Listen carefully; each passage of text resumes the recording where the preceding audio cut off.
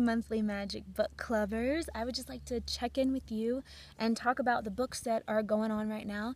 The first one that we're still working on is Urban Shaman. Love it. Some really amazing things I've learned from that book, and I have to read it in little bits, which is why it's taken me a long time, because it's so dense. There's so much information that I tend to only read a page or two and then need to process it for a little while before I can dive in again.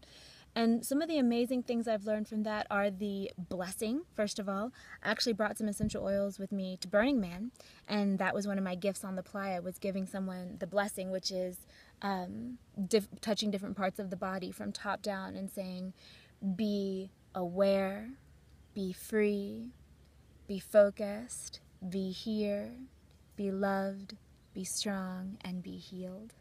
And I love how that takes you through a consciousness upgrade and a presence upgrade, because be aware is okay, be lucid, and then you're free because you're not running against programs. So be aware, be free, be focused. So once you're aware and free, you focus in on a point, and then you're here. So be focused, be here, be loved.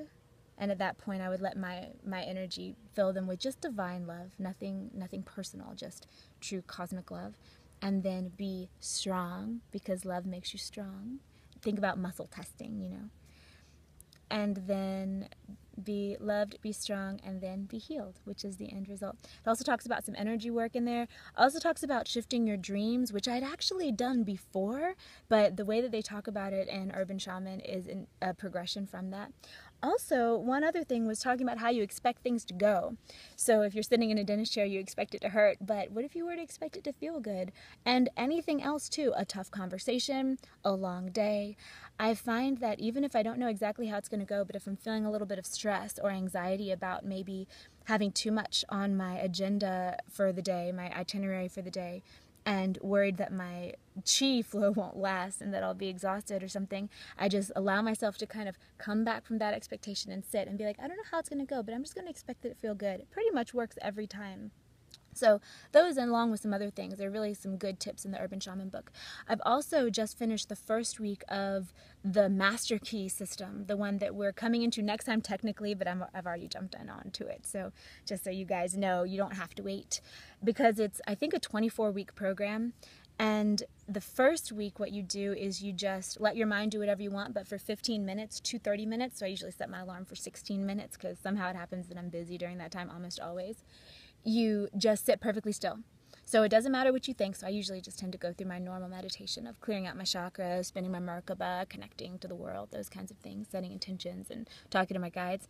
But I know starting next week, which for me is going to be today, it's going to get a little bit more complicated. What I found over the first week was, for the first 2 or 3 days, it was so hard to be still, so hard.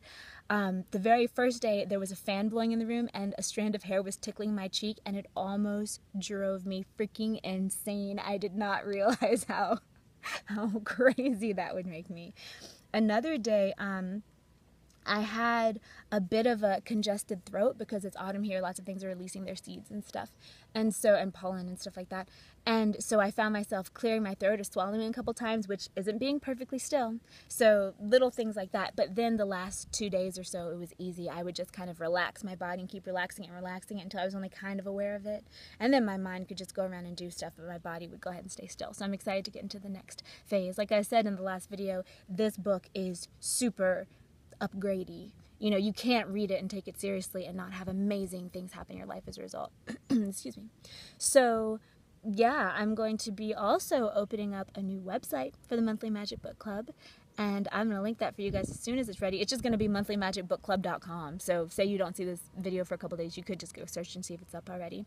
I might even just put it up now, and it's kind of under construction form, so you guys can jump in. I'm going to also allow for a lot of comments and stuff there. There will be extra bonus videos on that website, more than just the one a month, and possibly things like live Q&A times and stuff like that. I don't know. It's going to depend on what I've got going on. The Monthly Magic Book Club is kind of just a service that I offer because I love to read, and I love sharing the good books I find with people. Also, there will be, it's not set up yet, but there is going to be a pro option where if you want to pay a certain amount of each month, you're going to get the book delivered to you. I'll just order it from Amazon or wherever the best site I find is and send it to you. So then you don't have to worry about getting it yourself. I think it'll be about $50 a month, which depending on the book, I might not make money that month. of this work, or I might. You know, it's not really about that. I'm just thinking about making it more convenient, and also it will still be completely free. If you don't want to join, you just want to find the books on your own. So that's the update for the Monthly Magic Book Club and the books we're going through right now. I hope you're all having a beautiful autumn. October is shaping up to be lovely and intense so far. I have a good numerologist friend who says October is a snapshot of the next year. So it's kind of a coming attractions month. So make sure you choose your vibe during this time. A beautiful friend sent me this that she made. I love it. And live how you'd want to be living next year, and don't go into victim, because sometimes when the veil is thin, things can be intense, but that doesn't mean that you're any less powerful than you are at any other time. So much love, and I will see you all again very soon, and enjoy your reading. Up until then.